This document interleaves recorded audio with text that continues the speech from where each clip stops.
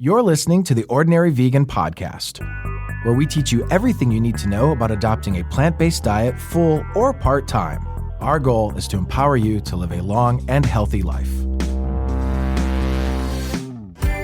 You can find today's show at ordinaryvegan.net or on iTunes. If you have any questions, please send an email to questions@ordinaryvegan.net. Hello, friends, and welcome to Ordinary Vegan. My name is Nancy Montori, and this is my new labor of love and my very first podcast, so go easy on me. I've been on a vegan diet for close to 5 years. My journey began when I went to see a documentary movie called Forks Over Knives. When the movie ended, I left the movie theater so pissed off because I thought I was eating a healthy diet and found out from that movie, not true. So from that day on, I decided that I was not going to eat meat and dairy again in my lifetime. In a very short period, I was able to discontinue my statin medication for high cholesterol, and my energy level was at an all-time high. Those were just a couple of the immediate health benefits. Becoming vegan was a big decision, and to hold myself accountable, I started writing a vegan food blog called Ordinary Vegan. I wrote it strictly for me to document my own progress, but the more I learned about the connection between food and disease, the more passionate I became. I wanted to yell from the rooftops, "You don't have to be sick. You can just change your diet." Today, my goal is to serve you, encourage you, educate you, and support you every step of the way, and most importantly, make your transition to a plant-based diet as easy and as fun as possible. I take the responsibility of this podcast very seriously and hope all of you can learn from my mistakes. In 2013, I became certified in plant-based nutrition from Cornell University. I am also a plant-based chef and can't wait to share my recipes with you. I believe becoming vegan isn't just about food. It's also about reaching your highest spiritual capacity. I also believe in serendipity. The day I went to see Forks Over Knives, I was at one of the lowest points in my life. I knew my 25-year-plus marriage was coming to an end, and I had absolutely no control over it. That day, I felt like someone was holding my head underwater, and I couldn't breathe. So I decided to go to the movies to escape. I chose Forks Over Knives randomly. I had never heard of the documentary. But when I left that movie theater, I thought maybe I couldn't control what I thought was a hopeless situation at the time, but at least I could have control over my health and wellness. Well, that's how it all started, but not how it ended. Becoming plant-based changed my life, and it can change yours. More on that in my next podcast.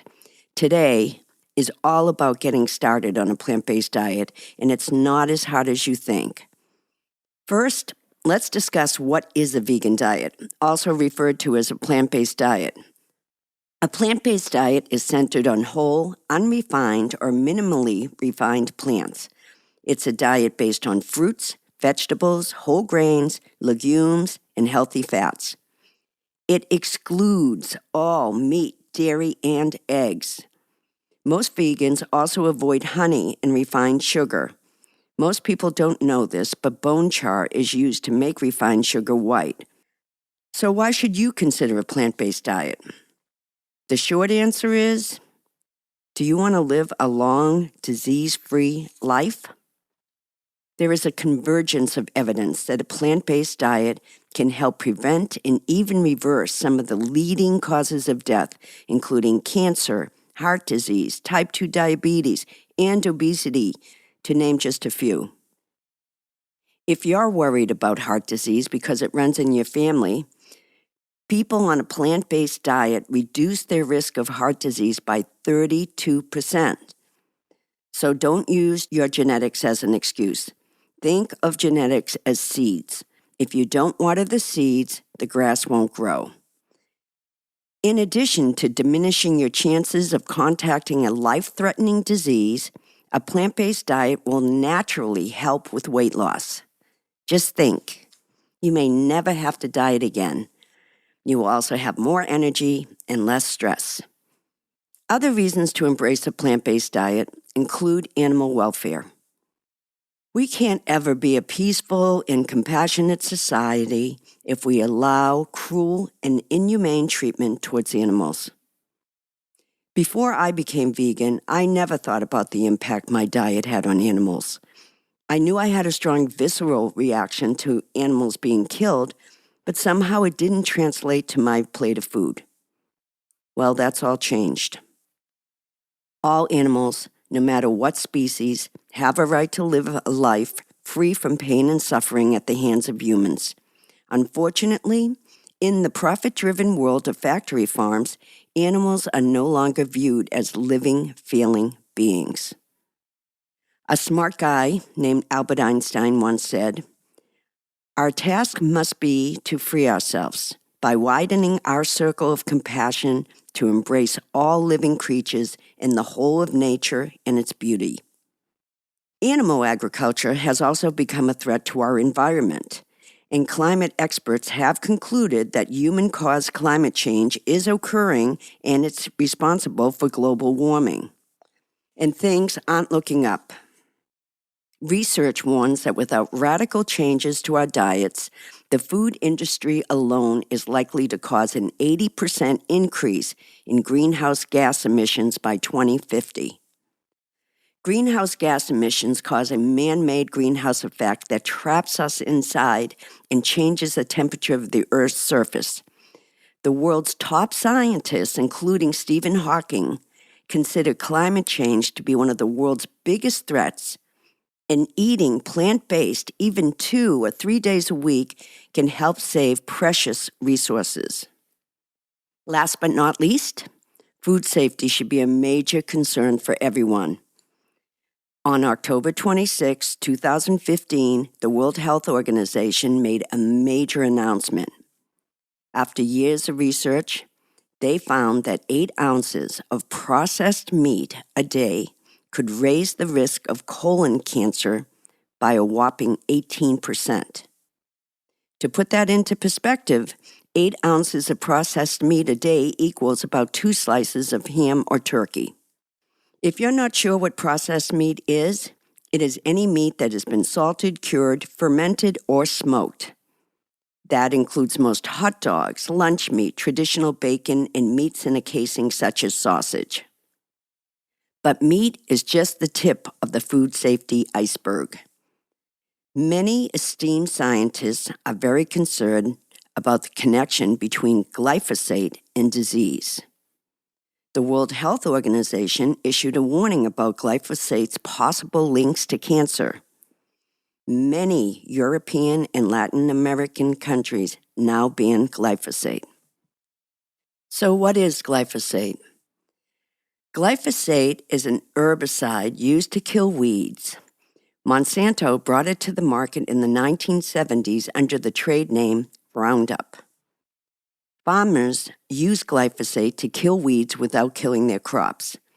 Glyphosate can be hidden in many foods, including wheat, milk, canola oil, corn syrup, and soy. Monsanto, creator of the herbicide, demanded that the World Health Organization retract the cancer report, but they refused. Now, additional studies are discovering links between the increase in gut and gluten disorders to glyphosate.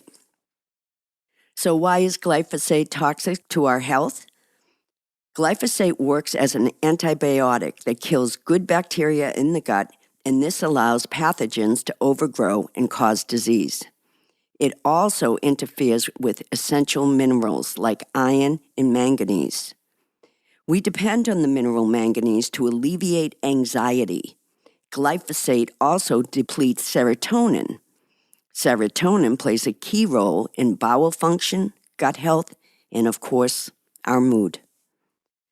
Glyphosate can also be found in all non-organic, genetically modified foods, also known as GMOs.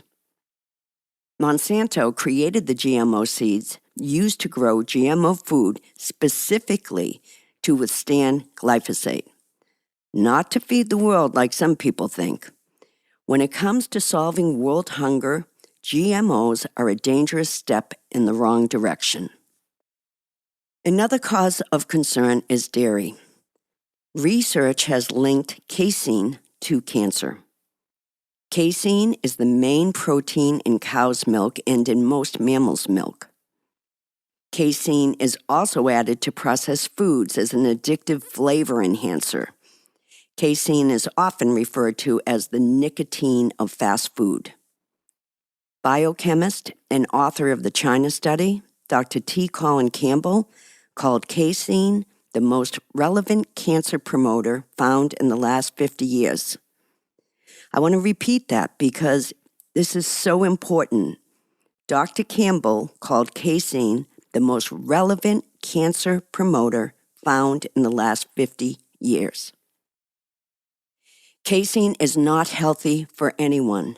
Don't be fooled by the milk advertisements. You don't need cow's milk for healthy bones and calcium, and you will learn more about that in my upcoming podcasts. So I know this is a lot to take in, and nutrition and food safety are confusing subjects. I'm sure some of you are asking, if all this is true, how come I didn't know about it, or why isn't the FDA looking out for us in the United States?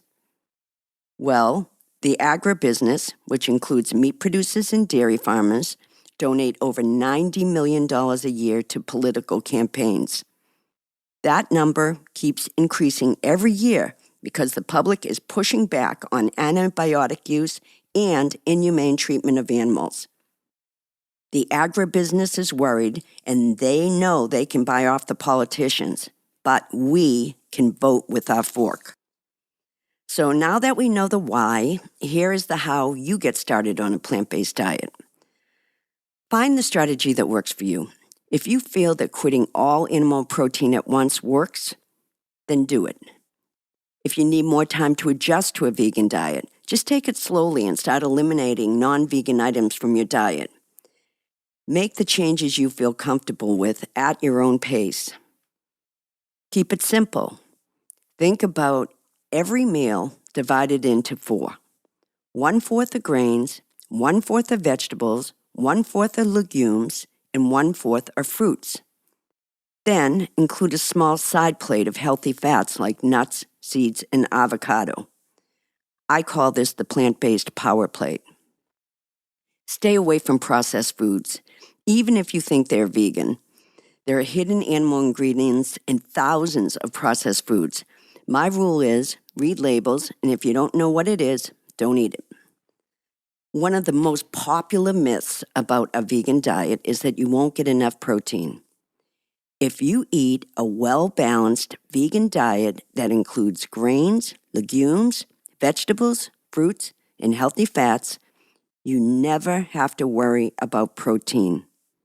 The best food you can eat is the food you cook for yourself.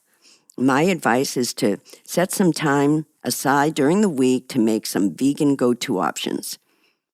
These prepared foods come in handy when you come home late from work or school. And cooked grains, soups, muffins last quite a few days in the refrigerator. Many people say being vegan is expensive, but your health is the most precious commodity you have. If you shop wisely, being vegan should not be expensive. Buy fruits and vegetables in season to save money and to get the best selection. Buy grains, legumes, nuts, and seeds in bulk to save money. There are also many new online healthy markets that operate like a Costco and make healthy food affordable. Try to network with other vegans through blogs, websites, and vegan meetups. You can find like-minded people online no matter where you live. Ordinary Vegan has over 230,000 community members on Facebook, and I learn something new from them every day. Please join us at Facebook/Ordinary Vegan. Last but not least, the key to kicking meat and dairy is giving yourself enough time to feel the extraordinary changes that will take place in your mind, in your body. Now, let's talk about getting started in the kitchen. The first question most people ask is, what do I eat? I like to take a this instead of that approach. What I have discovered over the years is it's more about the flavors you crave than the protein you use. For example, any animal protein that you eat can be replaced with plant-based ingredients, including burgers, meatballs, stews. These can be made with seitan, tofu, tempeh, jackfruit, mushrooms, lentils, beans, nuts, and legumes. There are also meat substitutes from companies like Field Roast and Beyond Meat. They make meat crumbles, faux chicken, sausage. Basically, any meat you desire is available made from plant protein. Instead of milk, drink non-dairy milks like almond, rice, coconut, hemp, or soy milk. Instead of butter, there are lots of vegan butter options and they are delicious. You can find vegan butter options in most mainstream grocery stores. Instead of cheese, everybody says I couldn't be vegan because I would miss cheese so much. There are a slew of vegan cheeses hitting the market. We even have a vegan cheese store here in LA. I prefer the nut cheeses over the palm oil cheese for various reasons. And please remember, just because a cheese is vegan doesn't always mean it's healthy. So I wouldn't overdo the oil-based vegan cheeses. I recommend making your own nut-based cheese, which is simple and delicious. And you can find recipes for nut cheeses on my website, ordinaryvegan.net. Instead of eggs, use a vegan egg replacement. I personally like flax eggs as an egg replacement, especially as an emulsifier. It's simple to make. Whisk 1 tablespoon of ground flax seeds with 3 tablespoons of water and put it in the refrigerator for 10 minutes to thicken. That equals 1 egg. If you're doing some serious baking, I like to use Bob's Red Mill egg replacer. There is also a brand called The Veg for yolk replacement that works quite well. Instead of egg-based condiments, there are numerous varieties of vegan mayonnaise, cream cheese, and sour cream. Instead of yogurt, buy soy, almond, or coconut yogurt, and make sure they don't contain casein. Now let's talk about what to stock up on. Vegetables, any and all vegetables. Eat as many vegetables as you like. Fruit, any and all fresh organic fruits. Whole grains like brown rice, quinoa, farro, barley. Make a batch and add it to salads, soups, and stir-fries during the week. Beans, chickpeas, lentils, black beans, cannellini beans, kidney beans. You can buy in bulk to save money or buy pre-cooked in cartons for quick, high-protein meals. Nuts and seeds are delicious and nutrient-dense, and a little goes a long way. I recommend buying a bag of ground flax seeds, chia seeds, and hemp seeds. Use a tablespoon of 1 or 2 of those a day. They are the perfect blend of plant-based omega-3 and omega-6. So much better than fish oil. I like flavor enhancers for the cupboard like sun-dried tomatoes, roasted red peppers in a jar, kitchen-ready ground tomatoes, a low-sodium soy or gluten-free tamari, dried basil and oregano, onions, lemons, parsley, ground chipotle, ginger, nutritional yeast, oats, and rice vinegar. Some of my favorite vegan snacks are steamed edamame, popcorn sprinkled with nutritional yeast for a cheesy flavor, dates stuffed with cashew cream, sliced avocado sandwich with lemon juice, radishes, and a pinch of salt, baked sweet potato drizzled with maple syrup, pita chips with salsa or hummus, frozen mango or frozen bananas, apples smeared with peanut butter and oats. Those are just a few of my favorites. If you have a sweet tooth, there are many dairy-free ice cream options and vegan dark chocolate bars and lots of vegan bakeries popping up all around the world. All this information is laid out on my website, ordinaryvegan.net, under Vegan Shopping List. Before I go, I want to share one of Ordinary Vegan's most popular plant-based recipes. It's called garbanzo bean soup with tomatoes and pasta. This is a great go-to meal. Prepare it on a Sunday and enjoy it all week. The best thing about this recipe is that it took me 20 minutes, start to finish, and here's what you need. 2 15-ounce cartons of low-salt garbanzo beans, drained and rinsed. 3 to 5 cups of vegetable stock, plus a quarter cup for sautéing. 1 cup of orzo or any small pasta. 1 28-ounce carton of low-salt diced tomatoes or crushed tomatoes. 4 garlic cloves chopped. 3 shallots chopped. 2 teaspoons of fresh chopped rosemary or 1 teaspoon of dried rosemary. 1 teaspoon of fresh chopped thyme or a half a teaspoon of dried thyme. 1 teaspoon of dried basil. 1 teaspoon of salt. A quarter teaspoon of red pepper flakes, which is optional, just to add a little heat, and fresh ground black pepper. In a large soup pot, heat the quarter cup of the vegetable broth. Add the shallots and garlic and saute about 2 to 3 minutes or until it's soft. If it's sticking, add a little bit more broth. There is no reason to use oil in this recipe. I can smell those shallots and garlic sizzling. Add the seasoning, garbanzo beans, tomatoes, orzo, and vegetable stock. I like to start with 3 cups of veggie broth and add more broth if needed, depending on how much liquid you like in your soup. Remember, the pasta will absorb some of that broth. Cook until the orzo is al dente, approximately 10 minutes or so. Taste and adjust the seasonings. Ladle the soup into the bowls and serve with crunchy bread and something green. It is delicious. I promise you'll love it. The last thing I want to mention is that health and wellness isn't a destination, but an ongoing relationship with you and your body. Becoming vegan changed my life. I am kinder. I've become empowered. I faced my fears. I transformed. I healed. And it all started with a plant-based diet. I hope you have that same experience. That is it for my first podcast. Yay. Thank you so much for joining me.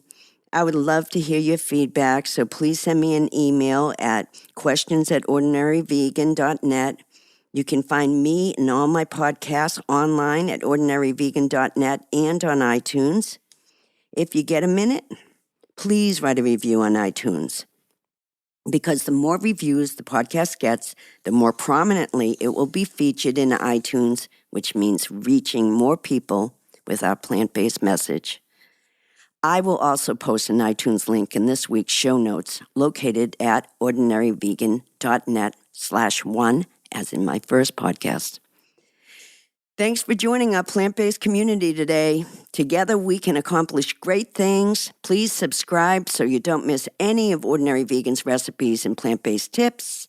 If you have any questions or feedback, please don't hesitate to reach out to me. And I would like to end this by thanking composer Kevin McPherson for the fabulous music, and a thank you to Doug Barnes for the great sound. Till next time. Thanks for joining our plant-based community today. Together, we can accomplish great things. Please subscribe so you don't miss any of Ordinary Vegan's recipes and plant-based tips. If you have any questions or feedback, email us at questions@ordinaryvegan.net. Until next time.